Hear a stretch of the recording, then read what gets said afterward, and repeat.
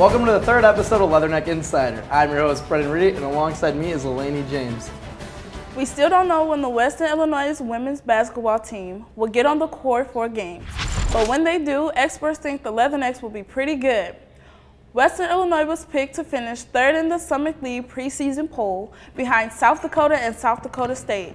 WIU is coming off a 15-on-15 campaign and returns for starters, including preseason second-team selection Evan Zars, the junior forward, averaged 9 points and 9 rebounds in a last season, earning the league's Newcomer of the Year award.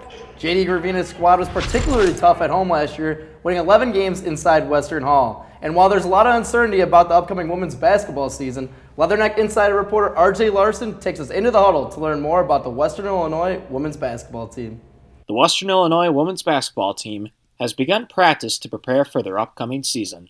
Head coach JD Gravina has been able to reconnect with his players, which is something he really missed. It's been really nice to see my players. I mean, I just straight up miss them. You know, they're a big part of my life. I mean, my life is probably my family number one and my players number two, and I've been really missing out on that aspect of it too. So it's been nice just to be able to talk to them and see them and, give air high fives and everything else. However, with the COVID-19 pandemic, coaches across the country have had to figure out how to practice safely and efficiently. One precaution for players is wearing masks at practice. Another precaution is players are practicing in small pods. Although it has allowed the players to start practicing, senior Sam Pryor hopes to be able to practice with her whole team again to better prepare for the season. So, I mean, it's been fun and nice, but my pod only has 5 people. So I would really enjoy practicing with my whole team now. I need to practice with Evan. I need to practice with Grace. I need to practice with Alisa. I want to get touches with everyone. And I've never played with Mallory. I want to be able to scrimmage with everyone, and I want to be able to see where I stand with everyone. I want to see how everyone works together. The NCAA announced the college basketball season will begin November 25th back in September. Although the start date has been announced, many questions are still yet to be answered. What will the schedule look like? What will travel be like? What safety protocols will be in place? And will fans be allowed to attend games? For Pryor, she says she would be devastated if fans couldn't be inside Western Hall this season. And the fans here are just so awesome. They're just and they're so supportive.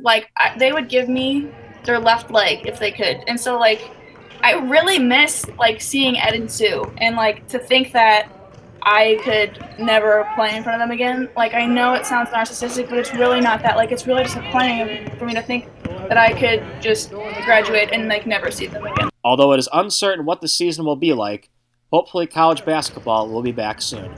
In Macomb, reporting for News 3, I'm RJ Larson. Thanks, RJ. Some may say college football is officially back after the Big Ten finally resumed play over the weekend. Let's take a look at some of the top games from this weekend. First up, we got Iowa and Purdue. First early in the game, Aiden O'Connell finds Bell on the passing touchdown. They go up 7-0. Iowa trying to answer. Goodson fumbles on the big hit. Purdue will scoop it up, take it up in their own zone, saving a score from the Hawkeyes. And then there's the rushing touchdown from the 1-yard line. Spencer Petra is able to power his way through. Later in the game, Mekhi Sargent, another goal line stance, finds the hole, able to scamper his way in for the score.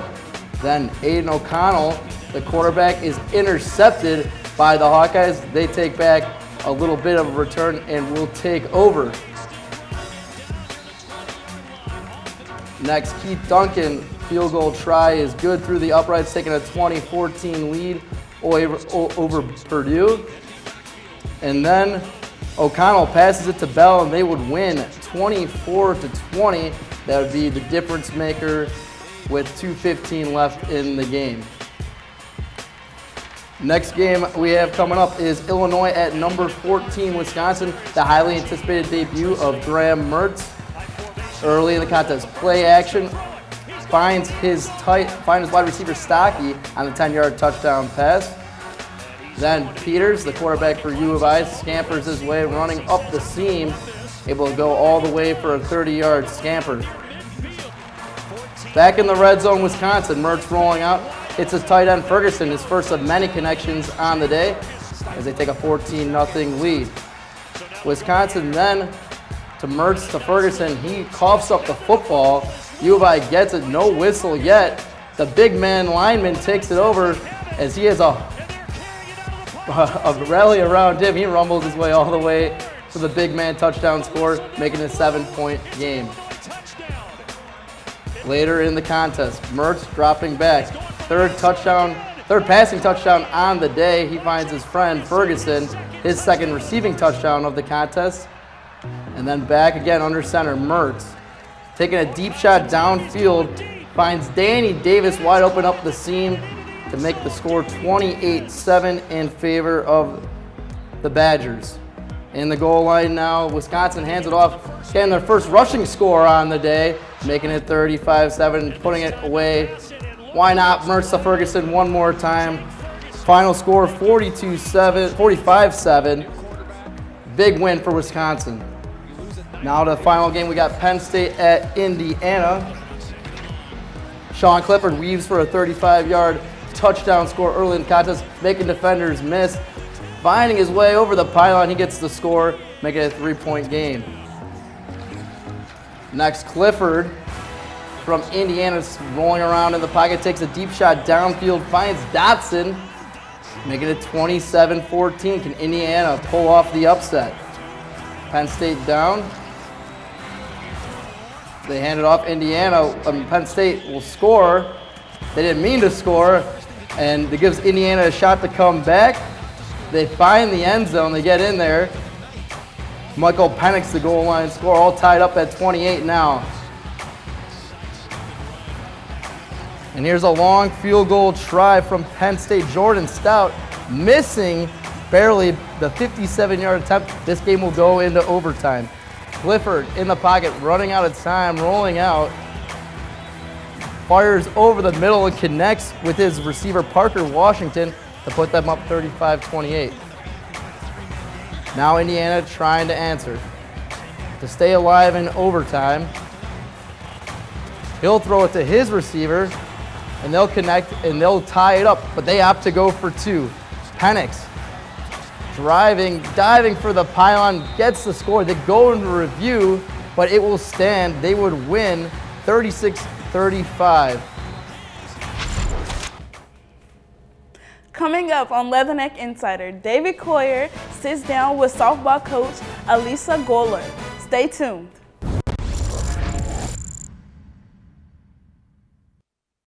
Western Illinois University. Our beginnings in 1902 focused on providing affordable teacher education training. We've changed with the times and excelled through the years.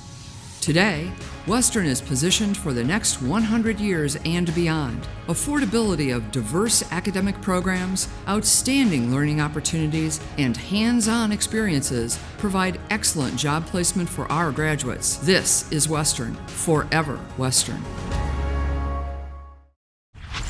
Welcome back to the Leatherneck Insider. David Goeller had a chance to sit down with this week's Western Illinois softball coach, Alisa Goeller. Let's join the Zoom call to see what the coach had to say.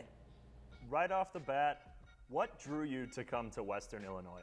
Anytime you take over a program, especially a first-time head coach, it's really rare that you get to go somewhere that you feel like you're not rebuilding, like you're building, you're using it as a building block. And I really felt like what the previous coaching staffs had done here had this program in a pretty great spot already in the conference. And so it was really exciting to look at potentially coming in and having to build upon like a perennial, third or fourth place team versus like a bottom of the barrel type program. So that was definitely something that was really exciting. I just have a lot of respect for what was done before we got here. Is there anything from your playing experience at the University of Georgia or 7 years of professional playing that plays a prominent role in your coaching philosophy? Yeah, I think that I was really lucky to play for top-notch coaches, and then, in pro ball, that becomes a little bit more of like playing for really good game managers more than it's just a little bit different. But I think I hold our players, and I think they would tell you that I am speaking the truth on this, to the same standard that I was held, because I don't think you need to be at an SEC program to be held to, accountability and putting in extra work and all of that. So I would say that was probably number one. And then again, like I think I played for great people who instilled a lot of great information, where at the time when you're a player, you learn things. And then I would talk to my teammates in pro ball and they were like, I can't believe that you guys learned all that so I think that I think my former coaches, their coaching tree is so big because they did teach us the game that, here, I don't want robots. I want players that can think the game, can coach each other, can coach themselves. That's really the goal. And you mentioned holding your players to high standards. Now, I kind of was going through your social media a little bit trying to prepare for this, and a lot of your tweets I see are not only what's happening on the field, but also what's happening off the field, whether it's academics or career development. Why do you find it so important to not only develop them on the field, but also off the field? Well, I know I've said this before, but I think how you do one thing is how you do everything. I know that some people probably hear that and they roll their eyes, but the reality is that when you're a student athlete, what you're going through on a daily basis is going to prepare you for life after college. And I think that it's our job as coaches to provide the most well-rounded experience that we can to our student athletes. I mean, I was lucky enough to play 7 years of pro, but I wasn't going to make a living doing that. And while I would fully support and encourage my players to chase that dream themselves if they have it, I want them to be leaving this program feeling like they got the most out of their athletic time, but they also left, feeling confident that they can go into whatever career path they choose or postgraduate work that they choose, and that they're going to be prepared for what comes with it. And I think that is where it ties in. And I do very much value people over player. I think as coaches, we all say that, but I think it's our job to prove that on a daily basis. Going back to your social media, I've seen some pretty entertaining videos from some practices. And I've seen, videos of you and your assistant coach, Colin Hopkins. It seems to be clicking real well. Is that how you're really feeling with you and Coach Hopkins? Yeah, I think we are. I think what you see is very authentic to how we are every day. I think it's a bonus that we can mesh the way that we do. I was really impressed. Despite, he's young, and when you're young getting into this profession, especially as a male, it can be tough. You're going to have people that might close some doors on you, but I felt like my one thing that I could not miss on when it came to bringing in an assistant coach is I needed to surround myself with someone who had a genuine heart. I needed to know that they were going to have the players back. They were going to do whatever they needed to do for us to be successful. And to date, he has completely fit that mold. So I am very thankful that I get to work every day with someone who very much embodies that, we're trying to get our players to embody too. I can't really have an interview without asking you about how has the COVID-19 pandemic affected softball practices this fall and kind of the fall softball season? We haven't been able to have our whole team together, which is very, I don't want to say frustrating because I understand the why. It's not like any of us coaches don't understand the why. There's a safety concern. It's just if you had told me that I'd be potentially going into my first season as the head coach, never having my full team at a practice, I would have been like, oh, okay. So we've had to get creative. I think we have done an excellent job of trying to maximize what we can do with the safety precautions that are in place. I don't think our players have missed a beat. I think our development is there. I think if you asked any of them, they probably would tell you that they love hitting in smaller groups because they get way more reps. The hitter in me would agree with that. But I think it's just, there's certain aspects. It's definitely more on the defensive side that we just haven't been able to do yet. I am hopeful that we'll get to do it maybe before Thanksgiving break. Fingers crossed. But if we don't, we'll get creative and make the most of it. Looking towards the upcoming spring season, what are you most excited about when it comes to finally getting able to play in the spring?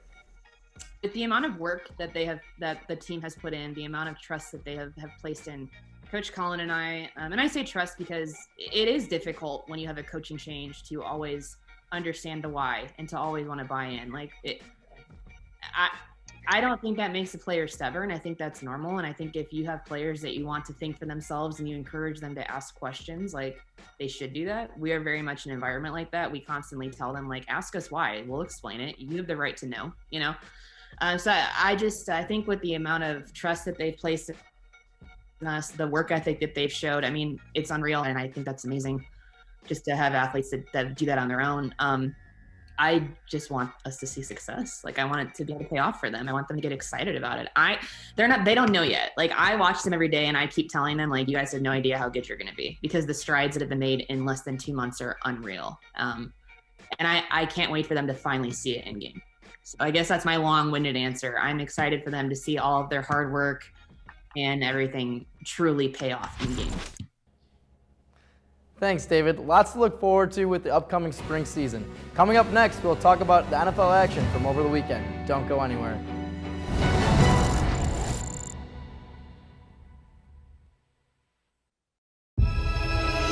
Taking me home, taking me home. Here, I engineer the future. Taking me home. Bring me back. Here, I have countless opportunities. Taking me home. Bring me back. Here, I do research. Right here at Western.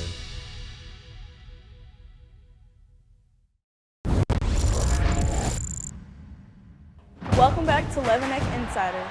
This past week, we were able to see some highly anticipated matchups around the NFL. Let's buckle up and take a look at some of the top games from Week 7. Nick Foles struggled early and often on Monday Night Football against the Los Angeles Rams. Here he is late in the third quarter trying to get something going for Chicago. A tip drill interception by the Rams. They still lead 17-3, this time with more cushion. Jared Goff trying to extend the lead for LA finds Gerald Everett. Nice spin move to get the score and putting them up 24-3. The Bears looking for any sign of life. Robert Quinn knocks it out and Eddie Jackson able to get the scoop and score touchdown. And one last shot late in the fourth for Nick Foles and the Bears. This time intercepted by All-Pro corner Jalen Ramsey to cement the game and give it to the Rams 24-10. Rams and the Bears both are 5-2 on the season.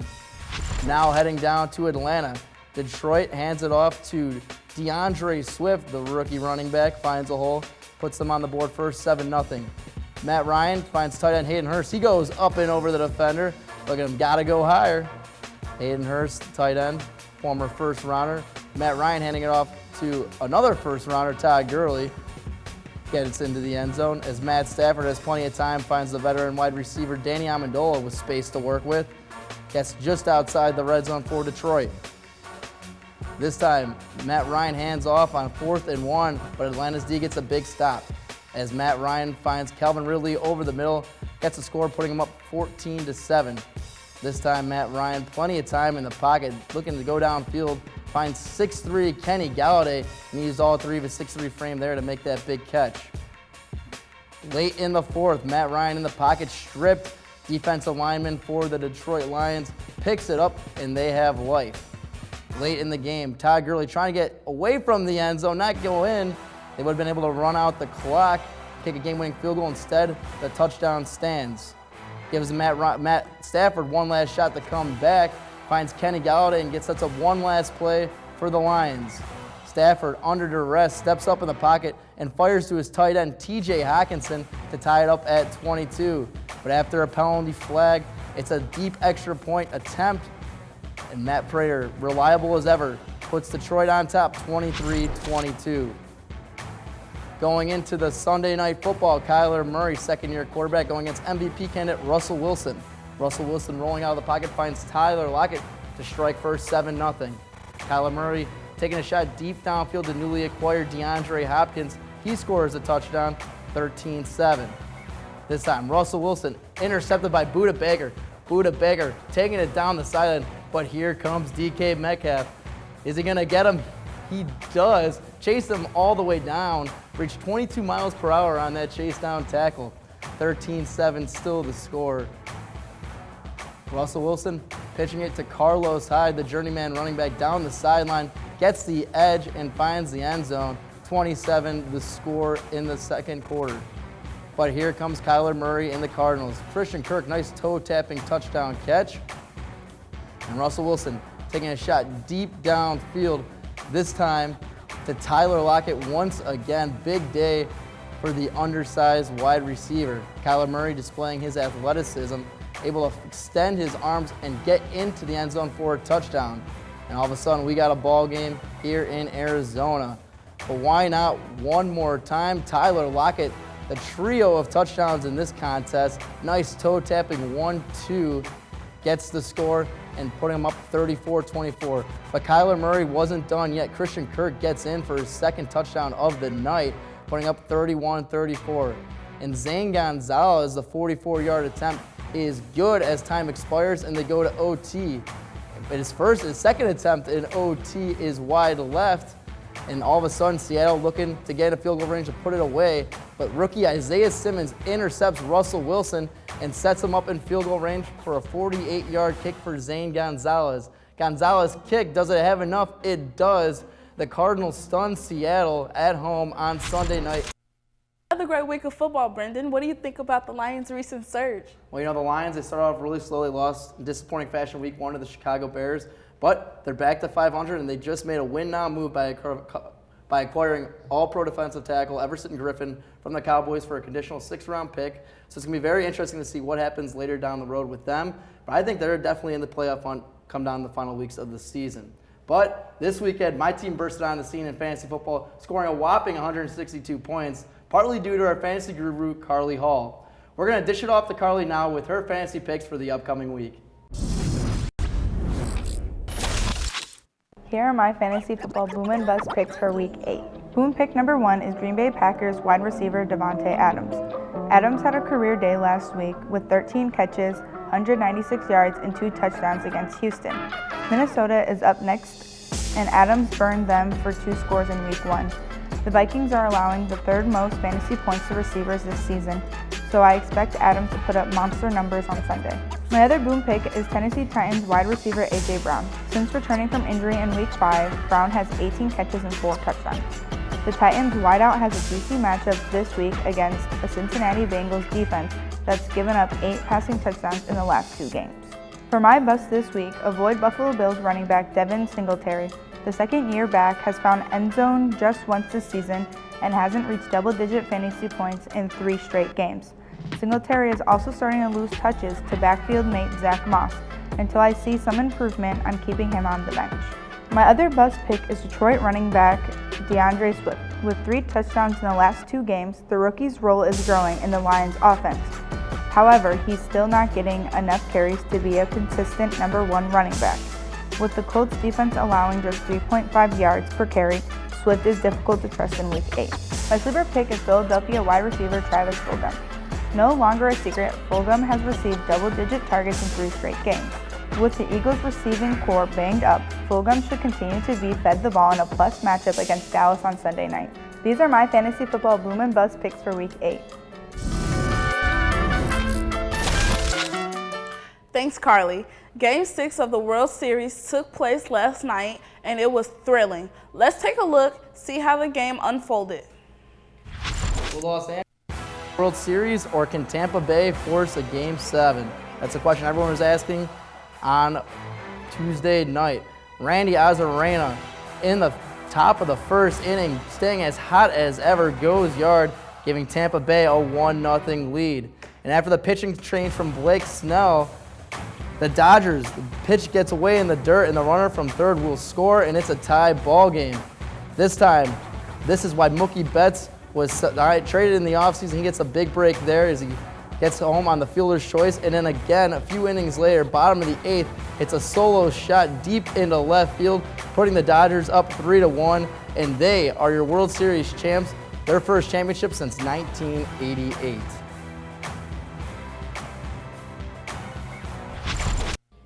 Coming up next, Marvin Ransom gives you his hot takes of this week with his sports rant. Stay tuned. You're late. You have to be on the air in 5 minutes. We've got a lot of new music coming in. Make sure you play it. And don't forget about the sports show tonight, too. Oh my God, we listen to you all the time. You're the only station in the area that's completely commercial-free. It's so awesome. How you're the best in Macomb with alternative and urban music. Can we get your autograph?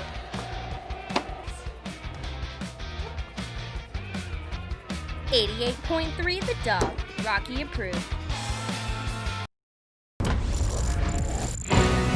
Hello and welcome back to Leatherneck Insider. It's time for Marvin's sports debate, so let's take a look at his hot take of the week. How about them Cowboys not looking like America's team?